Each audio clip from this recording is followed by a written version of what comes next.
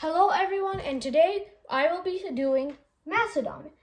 So before we start, I am going to say yes, I have not posted in a while. I've been busy with other things like the regional history bee, so let's see how that goes, and other things. Anyway, let's get started. So last time's question was, what was the island that Theseus landed on, and he had to give Adrian away to a god? Well, the god was Dionysus, the god of wine. And the island was Naxos, Naxos, Naxos. Anyway, without further ado, let's begin. Anyway, in 808 BC, this is the beginning of Macedon. But Macedon's borders until around 359 BC would stay around like this, as a small, almost like barbaric kingdom to the north of the Greek city-states. And then, in 359 BCE, this is when Macedon starts to gain its power, under Philip II's rule. Under Philip II, the Macedonians start conquering.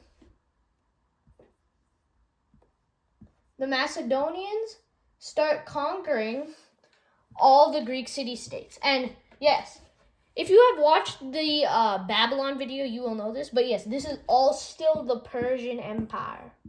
So the Persians are still huge, and the Persians also control parts of here. And other than that, it's all Greek city-states. And Macedon, under Philip II's rule, expands to this height, conquering almost all of the Greek city-states. And they're stopped around here at a place in 338 BCE. They are stopped around right here at this red dot that I have put down. And this is a place called Cheronia. Hopefully I'm saying that right. I'll spell it right here.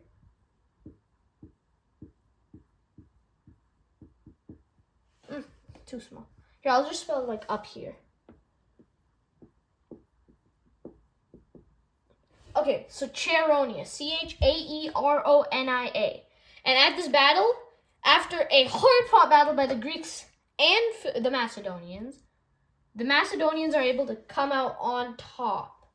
And in 336 BCE, the Macedonians have all of this. So we're going to label this all as just Macedon. And if we want to know, like, a big rival, every empire usually has a rival.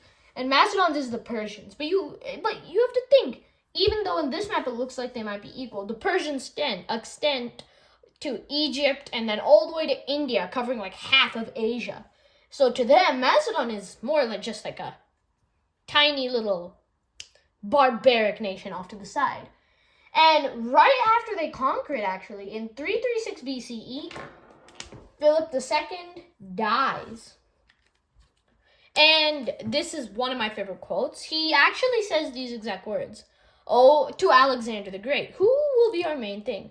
He says, "O my son, look thee out a kingdom equal to thyself and worthy of thyself. For Macedonia is too little for thee." And apparently Alexander took this too literally to heart because, well, he did conquer a lot. He conquered something, I guess, worthy of thee. And he actually thinks that the Persians caused it, so he decides to attack them. And at this point, the king of the Persian Empire is Darius III. And he is actually not the son of the leader. He's leader because of his wife, Statira, is a very noble lineage, which, since once Darius II died, put him next in line for the throne. And Alexander is very hot-headed. Unlike his older generals who are like, we can't conquer the Persians, he decides to go for it. And he actually conquers quite a bit, conquering all the way to Persia, right up to here. He then crosses the Hellespont, which is right here, this small passage of water here. Actually conquers this much. So now, I'm going to relabel Macedon.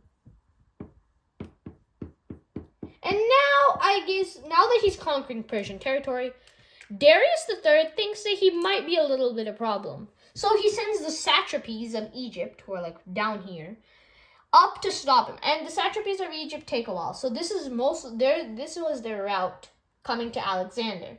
And in this time, Alexander came to a place called Gordium, right here. And Gordium had something called the Gordian knot. Legends say that if you untied the Gordian knot, which was this huge and what they thought not untieable, so it can never be untied, knot, and if you untied it, you would conquer all of Asia. And Alexander actually sliced the Gordian knot in half.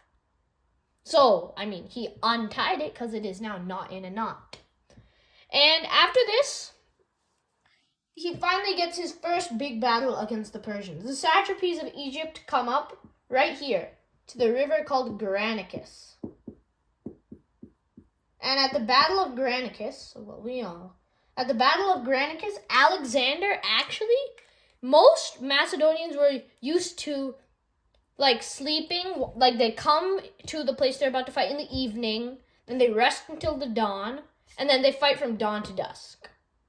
That is their more style. But once they arrived right that evening, Alexander attacked them. So the Persians, as you can see, they were going for more like a night's rest. But he snuck attacked them and was actually able to push them back.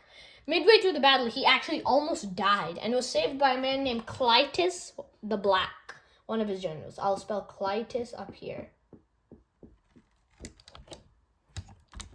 And basically, Alexander, he's actually, what he does now, after he's conquered this, he conquers all the way up to here.